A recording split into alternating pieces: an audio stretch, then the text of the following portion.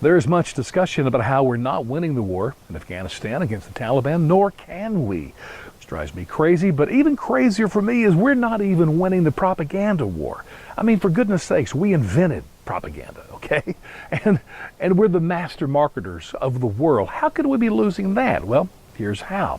We're still using World War II methods. We'll have planes go over, drop pamphlets over the villages.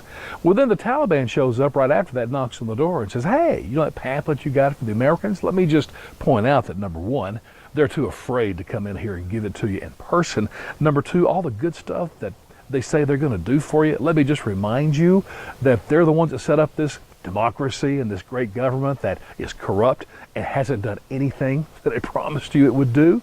Do I need to remind you of the drones and the innocent children that have been killed, or, just the fact that the American soldiers, they would love to be anywhere else except here around you. Add to that the fact that these Taliban soldiers, most of them, actually our soldiers refer to them as ghosts because they just live among the people. I mean, during most days, they're just buying groceries, taking their kids to the park. And then when American soldiers are in their town, they shake hands with them and welcome them. Then, of course, the next day, they wrap a towel around their head and they go out to kill Americans. So it's a tough, tough game, this propaganda thing, and we're losing even that. So here's how I would propose turning this whole thing around. Number one, I've already said this in other videos, we need to quit being on the defensive, quit trusting the Afghan army, just take control and charge.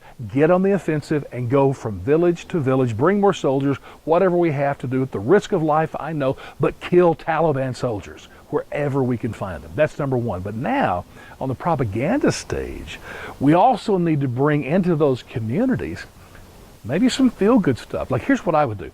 The Taliban have a saying that the people love, and it's this: foreigners have watches, but we have time.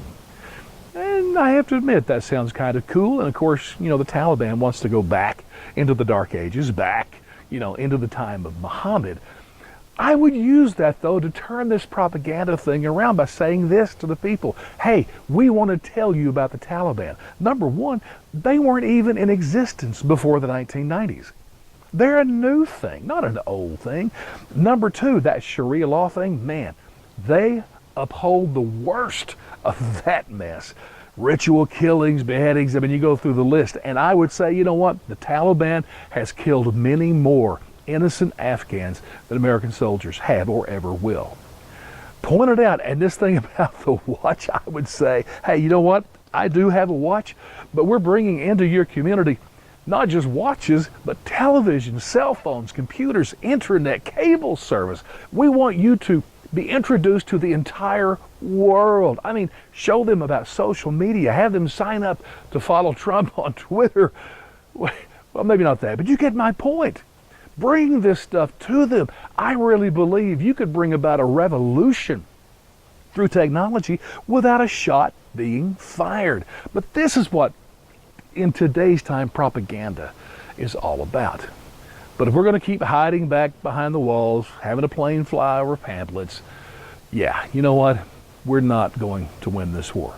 But to me, the ultimate thing that could happen if we could kill Taliban soldiers, get the people on our side through technology, through proper propaganda, then they'll be the ones that will wipe out the remainder of the Taliban when the time comes. This war in Afghanistan is winnable. The propaganda war, too.